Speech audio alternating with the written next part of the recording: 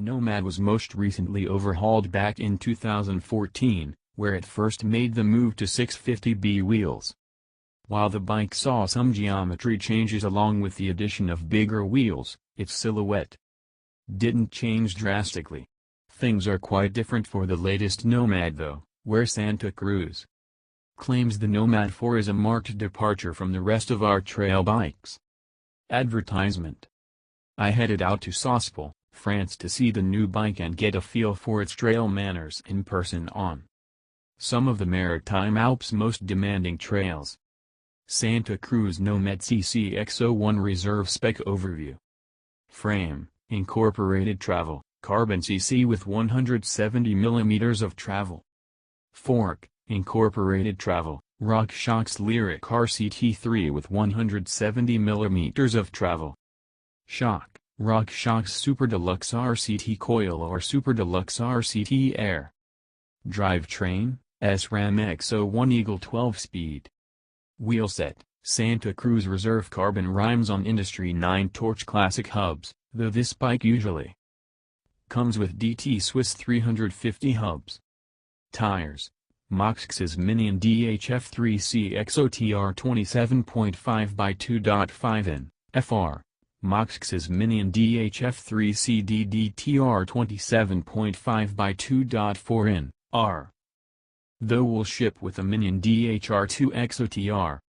Brakes, SRAM Code RSC, 180 mm rotors.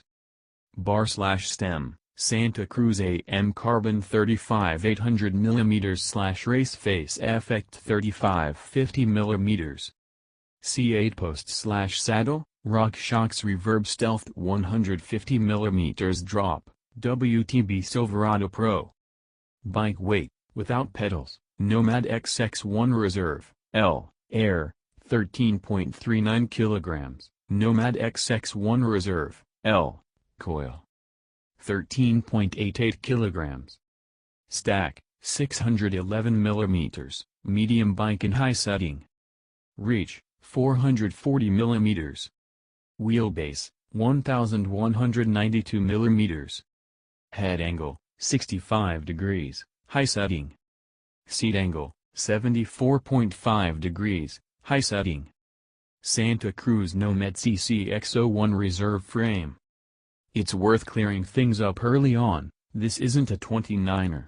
Odd maybe, considering the syndicate's push to get a big-wheeled V10 for the rigors of World Cup racing.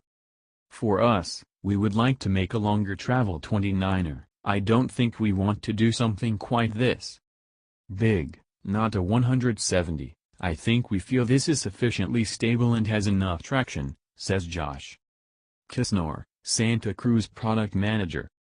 Still, those with a keen eye will have spotted Josh Bryceland, Mark Scott and other Santa Cruz riders sporting what looks to be a revised high tower at the most recent EWS round in Ireland. Anyway, back to the Nomad. Santa Cruz keeps the travel balanced front to rear, with both ends sporting 170 mm, upping it by 5 mm over the previous model. When it comes to the big differences between old versus new, they're pretty easy to spot for the most part. Though the new Nomad continues to use the proven virtual pivot point suspension platform, the shock is now mounted much lower in the frame and driven from the lower link as opposed to the upper link, as is the norm with the other trail bikes in the Santa Cruz lineup. The only other bike to operate like this is the V10. Why? Kisner continues, the number one thing we wanted to work on was the suspension performance. He also says Santa Cruz made it more like the V10. That means the new leverage curve is very similar to that of its World Cup winning downhill bike. As Kisner elaborates, it's basically a straight line and quite progressive. The goal being high leverage at the beginning so it really swallows small bumps, and then supportive in the middle, which is really important on longer travel bikes. To get the shock where it needed to be in the frame, the Nomad now sports a shock tunnel in the seat tube.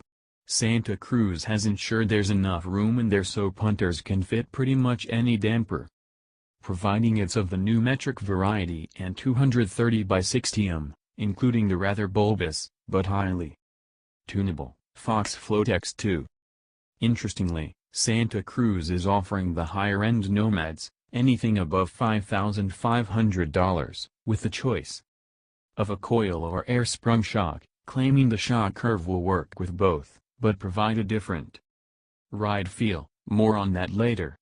The shocks available are the latest offerings from RockShox and include the Super Deluxe Coil RCT or the Super Deluxe Air RCT, which both allow you to fine-tune the low-speed compression. The high-end shocks also get cartridge bearings in the uppermost eyelet to counteract rotation and keep things feeling as smooth as possible as the bike moves through its travel. With the shock now more exposed to rear wheel spray and debris, Santa Cruz has made a small fender to help keep off the worst of it, which is a nice touch if half your year is spent plowing through mud.